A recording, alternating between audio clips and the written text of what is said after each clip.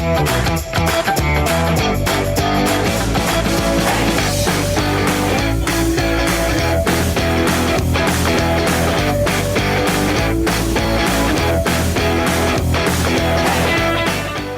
gente, tudo bem? Hoje eu tô aqui com o Dr. Vitor, ele é hematologista e a gente vai bater um papo sobre um assunto muito sério e muito importante. Então, seja bem-vindo, doutor. Muito obrigado. Hoje a gente fala sobre Fevereiro Laranja, que é a conscientização, e a gente vai falar um pouco sobre leucemia, não é isso? Então, a gente abordar esse tema de leucemias é muito importante. É um grupo bastante heterogêneo de doenças que compreende mais ou menos 2 a 3% de todos os cânceres no adulto. Então, a gente tem desde leucemias que a gente suspeitou, a gente já começa o tratamento antes mesmo do diagnóstico, até doenças que você convive com a doença, sequer sem tratamento, porém com acompanhamento médico muito próximos durante toda a sua vida. E acho que é importante a gente falar de leucemia, porque antigamente quando a gente falava uma pessoa teve diagnóstico de leucemia, era uma sentença de morte. Sim. E hoje, com o avanço da medicina, a gente tem inúmeros tratamentos e um prognóstico muito bom para esse paciente, né? Exatamente. A gente, inclusive, tem no SUS excelentes terapias. Então, a gente tem alguns grandes grupos de leucemias. As leucemias agudas são aquelas que a gente vê na televisão, o pessoal raspando o cabelo, que a gente interna o paciente, faz quimioterapia intensiva, muitas vezes transplante de medula. São mais agressivas. Exatamente. Então, assim, é o estigma de leucemia clássico. Enquanto que a gente tem leucemias crônicas, que, por exemplo, a leucemia mieloide crônica é uma doença que a gente vê muito jovens e a pessoa trata com um comprimidinho e segue a vida como se tomasse um comprimido para hipertensão, coisa do tipo. Uhum. Enquanto que a leucemia linfóide crônica é uma leucemia mais de idoso, só que 1/3 desses pacientes sequer vão tratar ao longo de toda a sua vida. Então, é um grupo muito heterogêneo, mas curioso que cada um tem suas particularidades. Normalmente, os sintomas vêm, então, quando é da aguda, da leucemia aguda. Nem sempre. Então, a crônica pode apresentar sintomas. Com toda certeza. Então, assim, os principais sintomas decorrem de quê? Da infiltração da medula óssea, que é a fábrica do nosso sangue, pelas células doentes. Então, qualquer que seja a leucemia, se você tem comprometimento da fábrica do sangue, as células saudáveis não vão ter espaço para se proliferarem. Então, você vai ter anemia, você vai ter uma plaqueta mais baixa, aumenta o risco de sangramento e diminui a contagem de células de imunidade. Então, você pode estar propenso a ter mais infecções mais graves, inclusive.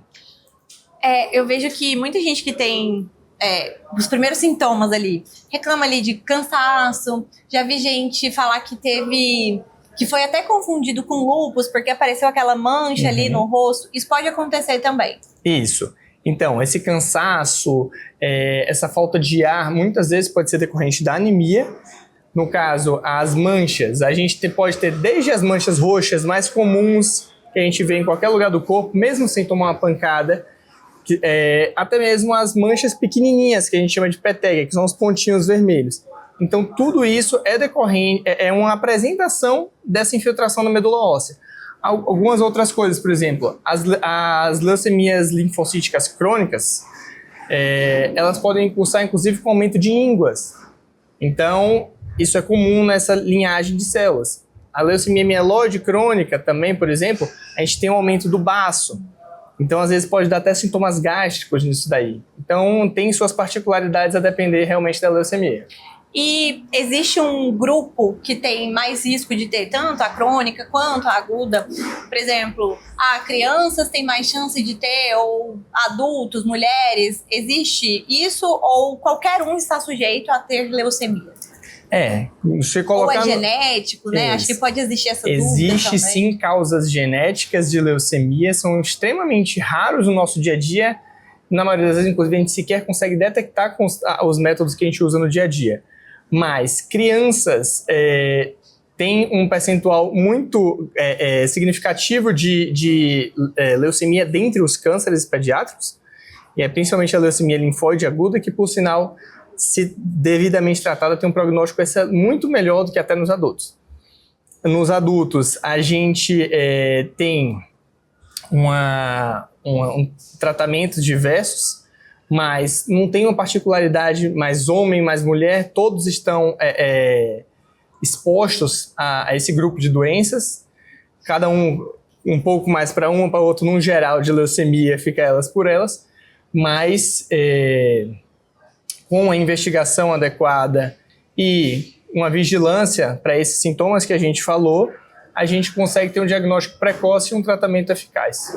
Doutor, e quando a gente fala de leucemia, quais são os tratamentos que a gente tem hoje na medicina e principalmente disponíveis no SUS? Sim. Então, no caso das leucemias agudas, focando principalmente na linfóide aguda e na mieloide aguda, os tratamentos são à base de quimioterapia convencional ainda.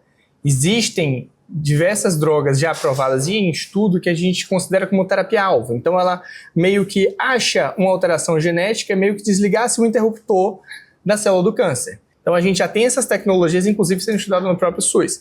No caso das leucemias mieloides crônicas, por exemplo, um comprimidinho, você toma, segue sua vida, quantidade de efeitos colaterais muito baixa, e você vive como uma pessoa comum. No caso da leucemia linfocítica crônica, varia também de quimioterapia associada à imunoterapia, até terapias-alvos também, muitas delas já orais. Mais cedo um pouquinho o senhor falou de anemia, e aí eu acho que tem uma dúvida que a galera tem muito, e que, pelo menos quando eu era mais nova, a gente escutava muito, até quando a mãe falava assim, precisa comer feijão, precisa comer beterraba para não ter anemia, porque a anemia pode dar leucemia. É verdade isso, doutor? Não. Não existe isso? Não existe. Então, a anemia, quando a gente tem leucemia, a anemia é uma síndrome clínica decorrente da infiltração da medula óssea pela doença. Então, se você não tem espaço para a célula saudável crescer, você não vai ter uma produção adequada de células, consequentemente você pode apresentar uma anemia. Agora, anemias existem diversas causas. Falta de ferro, vitamina B12, ácido fólico, destruição dessas próprias células. Então, assim, a anemia é um pedaço da leucemia, mas anemia não vira leucemia. Causar a leucemia, ela não vai. De jeito nenhum. Ela está relacionada, mas não causa. Exatamente.